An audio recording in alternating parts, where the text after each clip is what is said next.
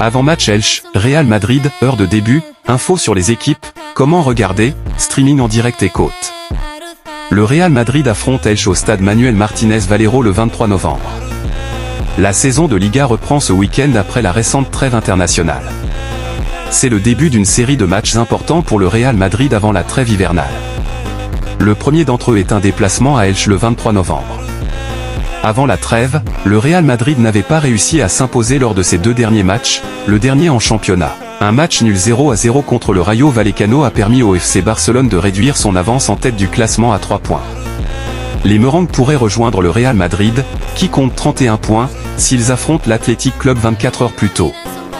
Ils affrontent désormais Elche, une équipe de milieu de tableau qui n'a perdu que 3 de ses 12 premiers matchs après sa promotion. Cependant, Elche n'a pas gagné lors de ses 5 derniers matchs de championnat, s'inclinant récemment 3-1 face à Barcelone. Les deux clubs ne se sont plus affrontés depuis la saison 2022 à 2023, les Merengues s'étant imposés lors des deux rencontres sur un score cumulé de 7-0. En réalité, la dernière victoire des Franjiverdes face aux Madrilènes remonte à 1978. Depuis, ils n'ont plus gagné en 17 confrontations, pour 3 nuls. Réussiront-ils à créer la surprise ce week-end ? Composition probable du Real Madrid contre Elche. Durant la trêve internationale, plusieurs joueurs du Real Madrid se sont blessés. Kylian Mbappé, Eduardo Camavinga et Dean Huijsen sont rentrés chez eux prématurément après avoir souffert de légers pépins physiques et devraient être disponibles pour affronter Elche. En revanche, Eder Militao devrait être absent 2 semaines en raison de sa blessure à la jambe. De bonnes nouvelles pour Xavi Alonso, Antonio Rudiger et Aurélien Tchouaméni font leur retour après leur récente blessure. Ils ont repris l'entraînement et espèrent participer au match de ce week-end. La participation de David Alaba est incertaine après une légère blessure contractée à l'entraînement vendredi. Xavi Alonso désigne le meneur de jeu portugais comme le successeur de Toni Kroos au Real Madrid selon un rapport. Un nouveau rapport de Defensa Central suggère que Xavi Alonso, qui entame sa première saison en tant qu'entraîneur du Real Madrid, a déjà identifié le milieu de terrain capable, selon lui, de combler l'énorme vide laissé par Toni Kroos. En tête de sa liste figure Vitinha, la star du Paris Saint-Germain, un joueur qu'Alonso considère comme le successeur idéal du meneur de jeu allemand retraité. Il est évident que depuis le départ de Kroos du football, le Real Madrid fonctionne sans véritable chef d'orchestre au milieu de terrain. Bien que l'équipe regorge de talent, aucun joueur n'égale pleinement le calme et la maîtrise de Kroos, sa qualité de passe, ni son influence sur le rythme d'un match. D'après des sources proches du dossier, cet écart constitue une préoccupation récurrente en coulisses.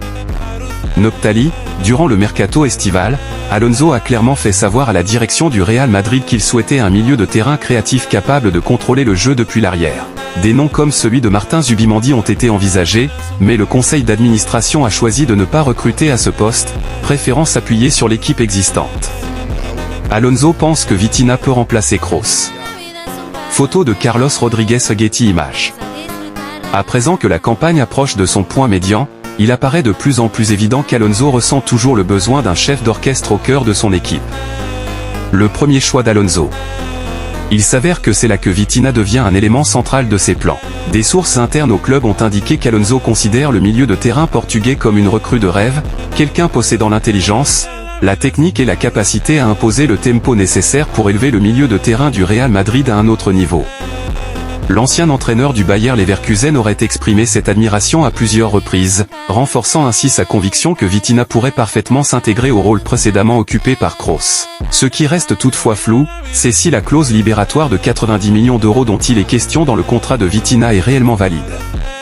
Si une telle clause existe, ce serait la seule solution réaliste pour le Real Madrid afin d'obtenir les services du joueur, compte tenu des relations notoirement tendues entre le club espagnol et le Paris Saint-Germain. Sans cette clause, négocier directement avec le club français pourrait s'avérer quasiment impossible. L'ancien président du Real Madrid avertit que le club se dirige vers un « cataclysme » alors que Pérez fait pression pour un nouveau modèle de propriété. Ramón Calderón, ancien président du Real Madrid. À l'approche de l'Assemblée générale ordinaire du Real Madrid ce week-end, l'ancien président du club, Ramón Calderón, a publiquement exprimé ses inquiétudes quant à la direction prise par l'actuel président, Florentino Pérez. Les membres du club doivent voter sur les comptes de la saison 2024 à 25, mais une discussion bien plus controversée se profile à l'horizon, la possibilité que le Real Madrid adopte un modèle d'entreprise entièrement nouveau. Pérez a déjà annoncé son intention de convoquer une assemblée extraordinaire distincte, où il entend exposer les détails de cette réforme structurelle. Quel est le problème? Selon le président du Real Madrid, l'idée est de renforcer le contrôle des membres sur les actifs économiques du club, donnant ainsi aux socios un rôle plus important dans les décisions financières majeures. Cependant, cette proposition a déjà suscité de vifs débats. Calderón, qui a dirigé le club entre 2006 et 2009, compte parmi ses critiques les plus virulents.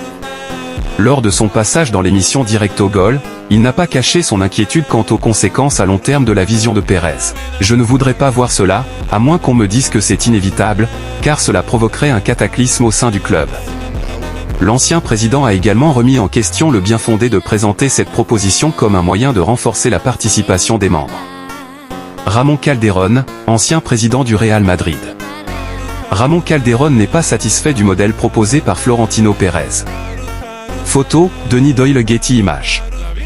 On ne peut pas prétendre que cela est fait pour que le club appartienne à ses membres, car le club appartient déjà à ses membres. J'ai l'impression que c'est un problème économique. Les comptes du stade sont devenus incontrôlables pour le club. Aborder le problème de fond. Calderón a ensuite abordé l'avenir de l'une des plus grandes stars du club, Vinicius Junior, dont le contrat court jusqu'en juin 2027.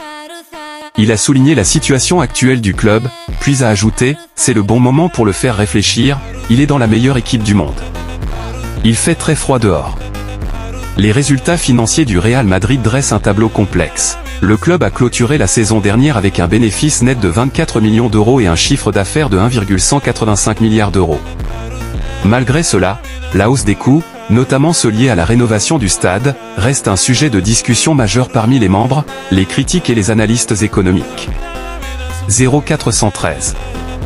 Le vétéran du Real Madrid devrait faire son retour pour le match contre l'Olympiakos, si ce n'est contre Elche.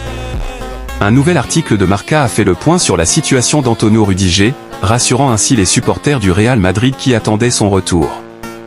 Selon ce rapport, si le défenseur allemand n'est pas retenu dans l'effectif pour le prochain match contre Elche, il figurera très probablement sur la liste pour le match de Ligue des Champions contre l'Olympiakos. Un nouvel article de Marca a fait le point sur la situation d'Antonio Rudiger, rassurant ainsi les supporters du Real Madrid qui attendaient son retour. Selon ce rapport, si le défenseur allemand n'est pas retenu dans l'effectif pour le prochain match contre Elche, il figurera très probablement sur la liste pour le match de Ligue des Champions contre l'Olympiakos. Quoi qu'il en soit, le calendrier de son retour est désormais clair, et il arrive à un moment crucial pour Xavi Alonso. Rétablissement important pour Alonso. Il est indéniable qu'Alonso a besoin du retour de Rudiger au plus vite. L'entraîneur a été contraint d'aborder le début de saison avec une ligne défensive très compacte, et l'absence d'un joueur aussi imposant que Rudiger s'est fait sentir à chaque match. Au-delà de ses qualités défensives, Alonso apprécie particulièrement la combativité, l'intensité et l'esprit de compétition du défenseur central. De fait, son influence dans le vestiaire est tout aussi importante que son impact sur le terrain. Antonio Rudiger est sur le point de faire son retour sur les parquets. Photo, Gonzalo Arroyo Moreno Getty Images. La dernière apparition de Rudiger sous le maillot du Real Madrid remonte à la victoire 3-0 contre le Real Oviedo en août. Depuis, il a disputé 2 matchs avec l'Allemagne avant d'être mis à l'écart à partir de septembre. Cette longue période d'absence aurait pu paraître un revers, mais au sein du club, on constate un sentiment croissant que cette pause forcée a engendré des avantages inattendus. Rudiger a bien mérité un repos bien mérité. Après tout ce temps, Rudiger a enfin eu l'occasion de se déconnecter et de se rétablir complètement, chose qu'il n'avait, selon ses proches, jamais été capable de faire correctement. Le Real Madrid se prépare désormais à accueillir ce que beaucoup décrivent en interne comme un « nouveau » Rudiger, rafraîchi et revigoré après la plus longue pause de sa carrière. À l'approche de la phase décisive de la saison, Alonso considère Rudiger presque comme une recrue de luxe. Sa présence devrait redonner confiance et stabilité à la défense, offrant ainsi au Real Madrid la solidité défensive dont il aura besoin dans les mois à venir. Le Real Madrid et Vinicius Junior ont pris une énorme décision. Après des mois à mettre ce dossier sous le tapis, le Real Madrid et Vinicius Junior sont en train de trouver un accord pour prolonger le contrat du Brésilien. Et si c'était l'acte final de ces dernières semaines, voire des derniers mois, difficile. D'après les informations de AS ce matin, Vinicius Junior et le Real Madrid ont décidé de poursuivre l'aventure encore quelques années ensemble. Les deux parties sont d'accord pour prolonger le contrat de la star brésilienne, qui court actuellement jusqu'en 2027. Il y a donc urgence si le club espagnol ne veut pas voir partir le joueur sous la contrainte du haut timing. Les dernières discussions sont positives et un accord définitif semble se dessiner selon le média pro-madrilène, toujours bien informé sur le sujet. La Casablanca considère l'attaquant de 25 ans comme un atout précieux, en plus d'être l'un de ses ambassadeurs. Malgré son âge encore relativement jeune, il est déjà en train d'accomplir sa 7e saison dans la capitale. Il fait partie des meubles et comprend être une partie intégrante du club. Les dernières discussions sont positives et un accord définitif semble se dessiner selon le média pro-madrilène, toujours bien informé sur le sujet. La Casablanca considère l'attaquant de 25 ans comme un atout précieux, en plus d'être l'un de ses ambassadeurs. Malgré son âge encore relativement jeune, il est déjà en train d'accomplir sa 7e saison dans la capitale. Il fait partie des meubles et comprend être une partie intégrante du club.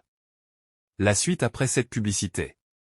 La relation s'est apaisée entre Vinicius et Xavi Alonso. La question de sa prolongation est tout de même un serpent de mer. Il y a 18 mois déjà, le sujet avait été mis sur la table, lorsqu'il avait réussi à hisser à nouveau le Real Madrid sur le toit de l'Europe. L'échec du Ballon d'Or est passé par là, et a charrié avec lui son lot de tensions. L'hiver dernier, l'ancien de Flamengo était à nouveau proche de prolonger, sans que le dossier aille jusqu'au bout. Il avait alors été question d'un départ. Depuis un moment maintenant, l'Arabie Saoudite souhaitant faire le porte-étendard de son championnat. À plusieurs reprises, il a été question d'une offre de 100 millions d'euros au Real Madrid et de la proposition d'un contrat à 1 milliard d'euros étalé sur 5 ans. La relation compliquée avec Xavi Alonso depuis l'arrivée de l'entraîneur cet été n'a pas arrangé les choses, mais désormais tout est apaisé entre les deux hommes. Vinicius sait que sa place au Real et un accord mettrait fin à toutes les rumeurs des derniers mois. Le Real Madrid pourrait connaître de gros changements dans son fonctionnement. Florentino Pérez accélère notamment la restructuration du club afin d'attirer des capitaux privés. Le Real Madrid est un club qui va bien mais qui veut continuer de développer ses activités pour nourrir ses revenus. Florentino Pérez est un businessman réputé dans le milieu du football et son nouvel objectif est de restructurer son club pour attirer des capitaux privés. De nombreux candidats sont présents pour faire leur entrée au Real Madrid. Deux sont bien connus et Florentino Pérez pourrait leur ouvrir la porte. Le Real Madrid passe à l'action. Selon les informations de Voz Populi, le fonds américain Sixth Street, Bernard Arnault, propriétaire de LVMH, ainsi qu'une autre grande entreprise américaine sont en effet chauds à l'idée d'acquérir une participation minoritaire au Real Madrid. Une prise de température a même déjà eu lieu pour voir les réactions des socios du club dans l'attente des déclarations de Florentino Pérez lors d'une assemblée générale exceptionnelle qui aurait lieu à la mi-décembre. À travers l'arrivée de nouveaux capitaux, Pérez comptait varier ses revenus tout en gardant le contrôle sur le fonctionnement du club. Parmi les options envisagées est présente une ouverture progressive avec un actionnaire minoritaire sans accès à la gouvernance ni aux dividendes, mais ayant des droits économiques à moyen terme. À noter que Sixth Street participe déjà aux activités du Santiago Bernabéu par le biais de l'exploitation commerciale de l'enceinte espagnole. Bernard Arnault, de son côté, a noué un partenariat stratégique avec le club en tant que sponsor mondial via LVMH. Cette participation minoritaire au capital du Real permettrait à Louis Vuitton de renforcer son positionnement au sein d'un club de renom, sans pour autant assumer des responsabilités de gestion avec les risques qui vont avec. Le Real Madrid devra avoir le soutien de ses fans pour mener à bien ses nouveaux projets. Mais tout le monde paraît aligné sur la direction à suivre.